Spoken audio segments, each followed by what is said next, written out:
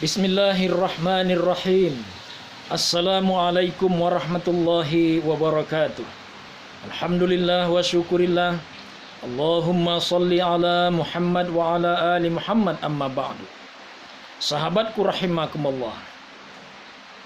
Kalau kita bicara tentang dosa, maka dosa adalah beban yang kita peroleh di dunia, tapi akibatnya bukan saja sangat mungkin kita akan terima di dunia ini juga, bahkan bukan tidak mungkin, bukan hanya kita yang menerimanya, bisa akibatnya mengenai anak cucu, bahkan lingkungan sekitar, manusia dimanapun.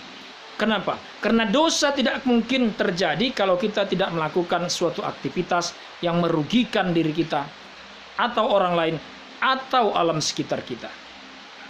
Itu dosa. Jadi dosa terjadi karena ada suatu tindakan yang menurut agama itu salah. Salah karena merugikan diri kita, mungkin merugikan orang lain, mungkin merugikan makhluk lain, alam sekitarnya. Nah, maka dia menjadi beban bagi kita. Beban itu adalah merupakan sesuatu yang dapat menimbulkan kesulitan bagi kita.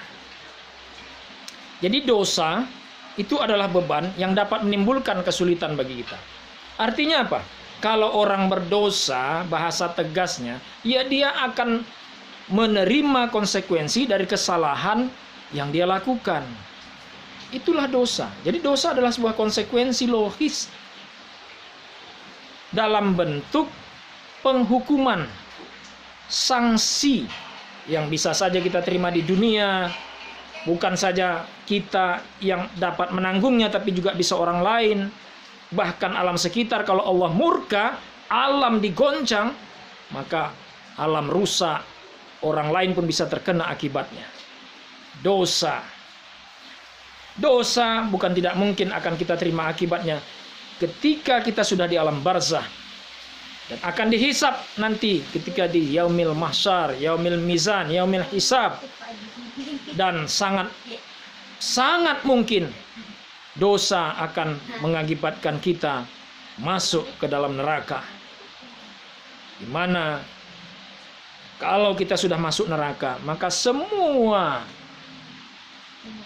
kesalahan-kesalahan yang kita perbuat itu akibatnya secara keseluruhan akan terima, akan kita rasakan nanti ketika kita menerima azab Allah di dalam neraka.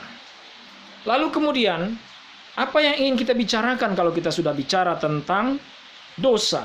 Ya, kita bicara tentang perbaikan agar kita tidak melakukan dosa, tidak melakukan kesalahan. Kalau begitu bagaimana caranya? Di antara yang harus kita lakukan adalah mengetahui apa yang dapat membuat kita melakukan hal-hal yang baik. Lalu mengetahui apa yang bisa menimbulkan hal-hal buruk yang bisa menimbulkan dosa. Sehingga kemudian kita bisa melakukan yang baik dan meninggalkan sesuatu yang merusak, yang menimbulkan dosa. Lalu kemudian, kalau kita sudah berdosa, apa yang harus kita lakukan? Ya, dengan bekal pengetahuan, ilmu tentang agama, ilmu tentang moral, ilmu tentang budi pekerti, tentang kebaikan, tentang bahwa yang ini baik itu buruk, ini maksiat itu kemungkaran, ini ibadah, ini tauhid keimanan. Ini yang harus kita lakukan, melaksanakan perintah Allah dan menjauhi larangannya.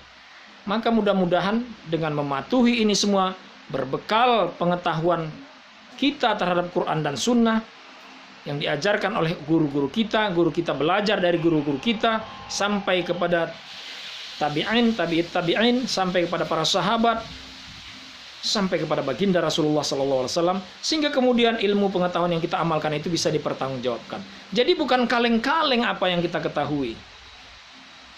Ya, hadis-hadis yang kita amalkan hadis pilihan, minimal misalnya hasan li ghairihi, hasan, sahih, mutawatir, ya kan?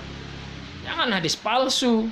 Sekalipun hadis dhaif, ya, yang lemah bisa diamalkan, tapi kalau masih ada pilihan amal yang lain yang bisa kita kerjakan dengan kualitas hadis yang lebih baik, mengapa tidak kita pilih yang demikian?